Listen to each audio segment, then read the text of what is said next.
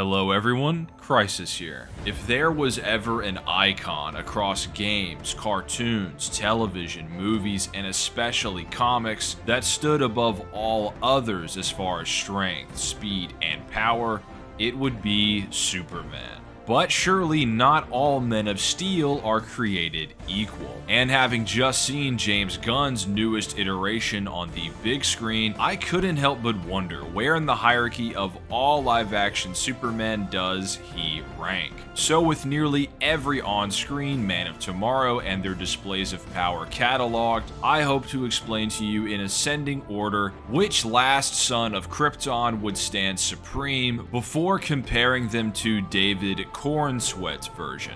Like and subscribe, thank you for watching, and let's begin.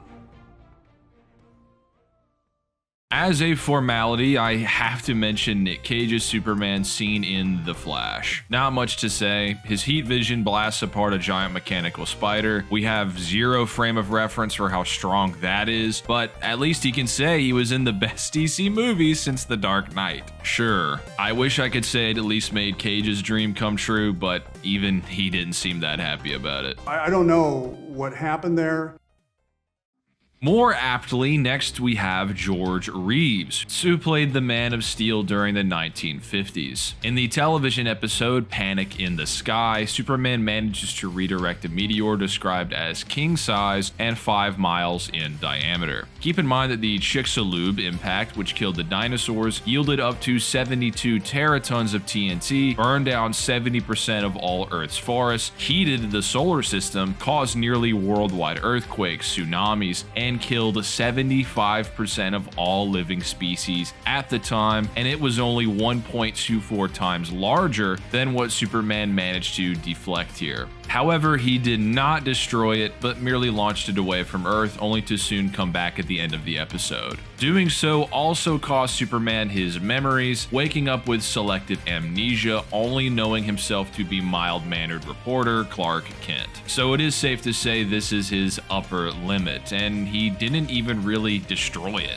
It took a super weapon to eventually do so. Luckily for me, this episode was actually remade almost identically in the Lois and Clark Dean Cain series, meaning these two versions of the Man of Tomorrow should be nearly equal. The bright side is, for being among the weakest live-action Supermen, they can still survive and recover from an attack capable of effectively rebooting the entire Earth's ecosystem through mass casualty. And the examples I'll soon mention are far, far more powerful. Such as the Superman of the DCEU. Now, it's worth clarifying that between the two versions of Justice League, it seems someone at WB got their head on straight and made the Snyder Cut canon. In The Flash, we see Aquaman angrily pointing at the speedster from within the Chrono Bowl, which only happened in the Snyder Cut, and Flash also mentions time traveling for a single second. With that said, Zack Snyder noted the original Doomsday, native to Krypton, managed to somewhat break the moons apart as seen in that planet's sky. This has been clocked to require around 30 exatons of a TNT equivalent. It was also revealed in a Hollywood magazine interview for Justice League that Steppenwolf managed to survive a fight with the original Doomsday, and considering how effortlessly Superman dominates the new god, he would easily scale to that amount of power. In fact, we know based on Superman's ability to fly on Earth that Krypton's gravity is much harsher than our world's. This would also affect the moons of Krypton, so Doomsday shattering them would be somewhat greater than splitting our own. In fact, Wonder Woman, Aquaman, and Cyborg all scale to Steppenwolf, meaning they too could endure moon-shattering levels of energy. And Superman is unfazed by all three of them jumping him, meaning he should be roughly 3 times stronger than Steppenwolf. So he himself would be within the range of 90 exatons, or over 1.25 million times more powerful than George Reeves and Dean Cain. Since the Snyder Cut is canon, that would also include his version of Darkseid, who was called the ultimate oppressor, one of the most powerful beings in the DC multiverse, feared in every reality and is even extra dimensional. While it was intended for Superman to eventually beat Darkseid, this never came to fruition and is likely to only exist in the heads and hearts of fanboys. But this Superman also has plenty of great statements, such as The Rock, who was at one time basically in charge of the DCEU, calling Superman the most powerful force of all time in any universe. Like I said, Darkseid is likely in a higher dimension, layered on top of the DCEU, so he and Superman wouldn't really share the same multiverse, so The Rock's statement wouldn't apply. However, it would make him for sure stronger than the original Doomsday, who Zack Snyder confirmed is still out there somewhere in the universe. All the same, at face value, this could make this version of the Man of Steel the strongest being in any DC multiverse, this statement, but I think you'll see that this extreme language isn't reserved for this Superman, so it might not be as clear-cut as that. Let's just consider his literal feats for now.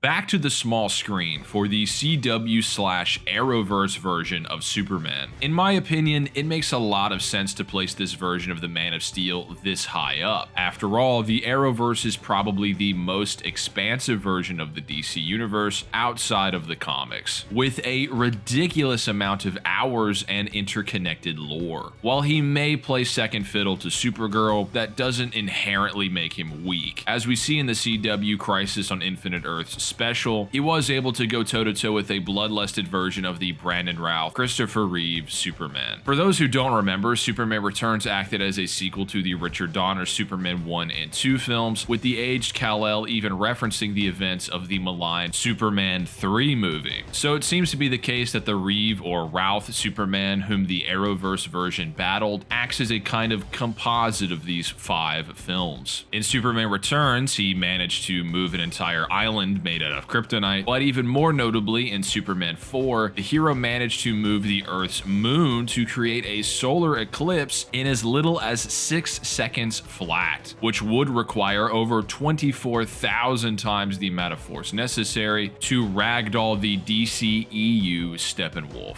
Now, to say Superman 3 and 4 are canon to Superman Returns causes some obvious contradictions, such as the absence of Superman's son in the older movies. If you do consider them distinct, which it seems the CW writers did not, this would not be the last of their mistakes, then consider this level of power to be exclusive to the Superman 4 version of the hero. The Arrowverse boasts nearly 450 hours of content. However, like the Flash's much maligned speed scaling, a lot of this is considered inconsistent.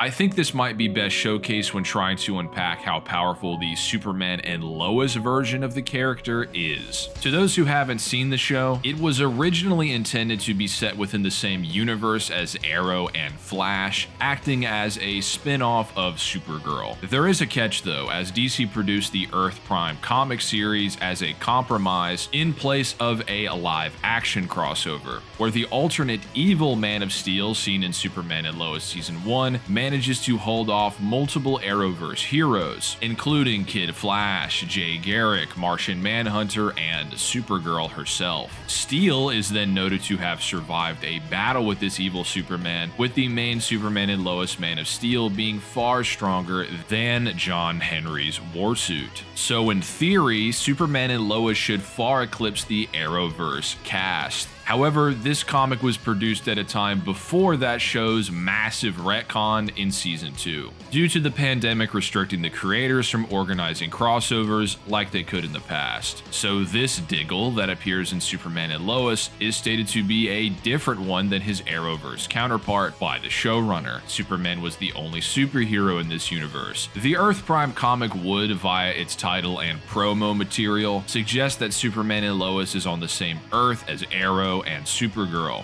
This book was likely retconned, with even smaller details like Bruno Manaheim's appearance starkly flying in the face of what we see later in the post-retcon show itself. So we probably have to judge this Superman based on his own feats rather than scaling to the Arrowverse. This still says a lot, however, as in his fight with Doomsday, they managed to cause massive devastation to our moon. Keep in mind, this alone is about 200 130,000 times less impressive than the DCEU Superman. That being said, after managing to sun dip and amplify his powers in season 2, he managed to pull apart and prevent the merging of his Earth with that of Bizarro World. Depending on how you interpret this, if he's either pushing 2 planets apart or maybe even 2 entire universes, as some would suggest, it would still be far beyond his contemporaries' displays of being 3 times stronger than shattering a lunar satellite or pushing it in front of the sun, etc. A single Earth, much less 2, is 81 times more massive than our moon.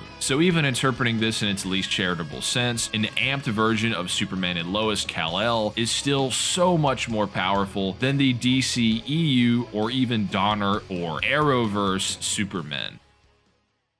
But for my money, the Superman that eclipses all of that thus far is the Smallville iteration of the Man of Tomorrow, specifically via his feats in the season 11 comic continuation of the show. Does this count as live action? Maybe, maybe not. I'm going to talk about it anyway. By the end of season 10, Clark's first real feat as Superman was casually pushing the planet Apocalypse outside of our solar system entirely. Apocalypse is only slightly smaller than Earth, so to overpower its collision course with the planet and to push the entire thing as fast and as far as he did would require over 1 by 10 to the 21st power, or 1 followed by 21 zeros times more powerful than that of Cavill's Superman. That's just a mind-boggling amount of energy. Throughout the sequel book and its own adaptation of the Crisis on Infinite Earths storyline predating the CW version, the race of beings known as the Monitors weaponize the bleed, the energy that binds the universes within the multiverse together, which they had harnessed to erase multiple entire realities already. Superman not only resists these bleed-powered weapons multiple times, he also overpowers the even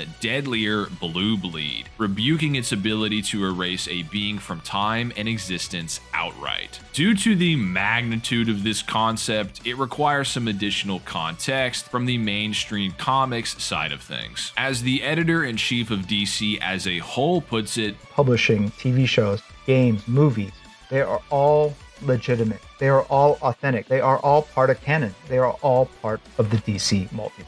That is to say, the comic book multiverse is separate from the Arrowverse multiverse, as they each boast massive continuity-defining events that are, by and large, ignored by one another. However, the bleed is one of the few things that transcends that. As the DC book puts it, the bleed even holds together the multiverses of the Omniverse. So, per that, the same bleed seen in the main comics is the very one which Smallville Superman endured. In Superman Beyond Final Crisis, the true monitors, surveyors, and protectors of all reality, sitting above and beyond the very edge of all creation, state that to even harness a drop of the bleed would make for the ultimate weapon. So, if the bleed is the same across all reality, it's the ultimate weapon to beings with knowledge of the entire multiverse, and Smallville Superman can overpower even a drop of it, he would surely be way more powerful than his DCEU, Donnerverse, and Arrowverse counterparts. That being said, this seems to be an issue of perspective, and the various narrators across DC multimedia. For example, in the Arrowverse, their monitor is simply a random alien who gains great power at one point, who then went from world to world testing them to find paragons capable of defeating or preventing the Anti-Monitor's conquest. Some statements from those shows' creators suggest that these champions would have been the most powerful in the multiverse. However, this seems unlikely in the actual material, as I don't think anyone in their right mind would say that White Canary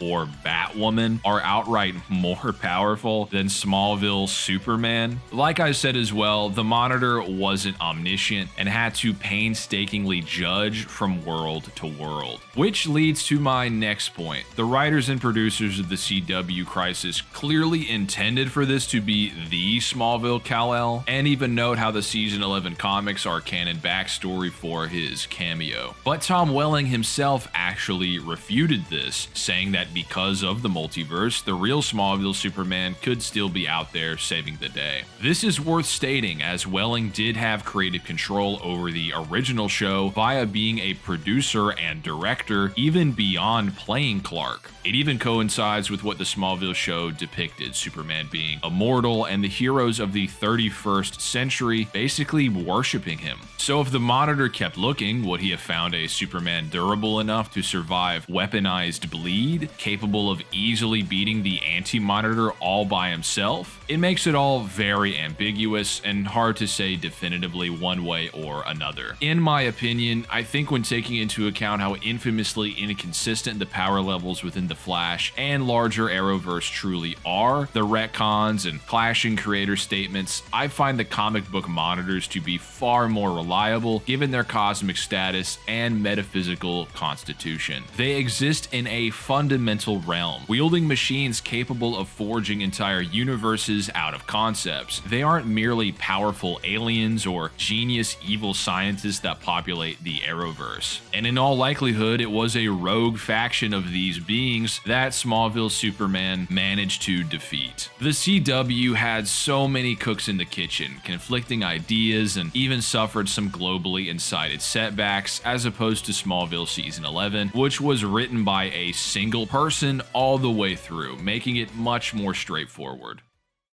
Now, to assess the newest live-action Superman and his power level. Even as far as promotion, we already knew that he was the most powerful metahuman of all time. Even Jim Lee, the chief creative officer overseeing all of DC, also said as much. He's the fastest. He is the most powerful superhero there is. Even before the film came out, this had massive implications thanks to the Blue Beetle movie. The notion of the DCU's continuity has been a head-scratcher, with Gunn stating that nothing before the timeline's soft launch of Creature Commandos was considered fully canon. However, he had also called Blue Beetle the first DCU character, and he even told that movie's director that the film was the first step into the DCU and a canonical part of Jaime Reyes' story, the DCU's prologue, and the first hero of the DCU, etc. He also noted that the film is a foundation for the upcoming animated Blue Beetle series, which will continue the story from the movie. Gunn was also promoted to the head of the studio before Blue Beetle was released, and he even provided notes for the film in the same capacity as what he is currently doing amid Supergirl's production. That being said, Blue Beetle seems to either be already canon or is soon to be 100%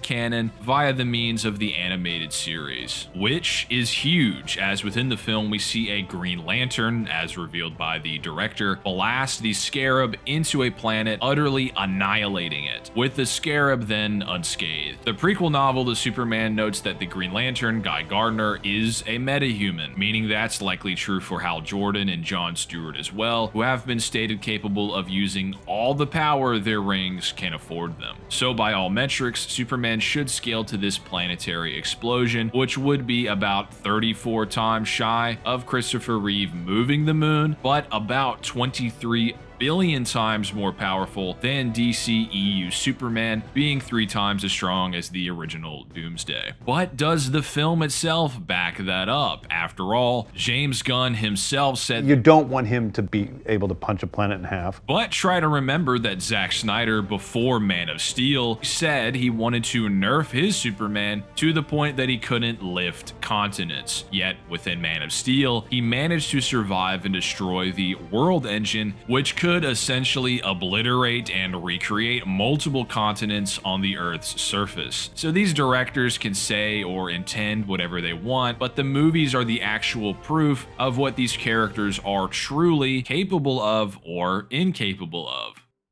From within Lex's pocket dimension, Superman manages to use his super breath to free himself from the pull of a black hole, while basically being within the event horizon. Keep in mind, he'd only received a minor pick-me-up from Metamorpho just prior, and was still kryptonite poisoned after performing this feat. Applying a calculation derived from Omni-Man's display in Invincible Season 2, this would mean that Superman's literal dying breath could level a whole mountain. On top of this, James Gunn stated that if his Superman tried reversing time, akin to Christopher Reeve, The world would go backwards, and that means everyone would just be crushed and die. from a sheer kinetic energy perspective, the Donner feat would output enough power to destroy an entire country. And considering the lineage with which Gunn's filmic pedigree would inspire Superman, it stands to reason that the writer-director would compare his Man of Steel to the heroes of the MCU, such as when he stated Adam Warlock from Guardians of the Galaxy 3, His power is pretty commensurate with Thor and Captain Marvel. but only nearing the strength of Superman. Keep in mind that Gunn acted as a consultant and essentially script doctor on every MCU movie during his tenure at the studio, meaning, in at least Gunn's opinion, Superman is more powerful than the God of Thunder and a heroine stated to be the most powerful living being in the MCU, even by Kevin Feige himself, who also said the Captain could punch away a moon, funny enough. Carol Danvers is notable for having survived a strike from the Power Stone, which boasts at the very least planet-destroying energy, especially when wielded by a Thanos with every intent to kill. Beyond this, the Justice Gang managed to contain and seemingly defeat what is called an interdimensional imp, with Lex implying Superman could 1v3 that entire unit, placing his power directly above this imp. Now, James Gunn is an unabashed fan of Batmite, an infamous DC imp from the 5th dimension, who was even name-dropped in Peacemaker Season 1. So perhaps with further extrapolation detailing the imp seen in the film from, say, the upcoming Superman art book, this version of the Man of Steel could soon be recognized as having higher dimensional levels of power. All of this together makes this new Superman already insanely impressive, stronger than Christopher Reeve's or the Arrowverse Superman. Scaling above everything shown in Blue Beetle would make him over 22 billion times stronger than Henry Cavill's Man of Steel. And he may even stand the best chance of surpassing Superman and Lois or even Smallville if this imp is truly akin to Mr. Mixie or Batmite, but only time will tell. In my opinion, the bar he has to clear ultimately is the 2000s small screen Clark Kent all grown up. But it depends on what sources you prioritize, the main comics and guidebooks, or shows that try to tell you time travel is equal to Mach 2. With all that said, thank you so much for watching. Catch me on all my future live streams, become a channel member to gain access to my Discord server, and I'll see you all next time. Just kidding, by the way, the new Superman is the strongest because he's invincible in Fortnite as opposed to Darth Vader, Goku, Doom Guy, Kratos, Galactus, so yeah.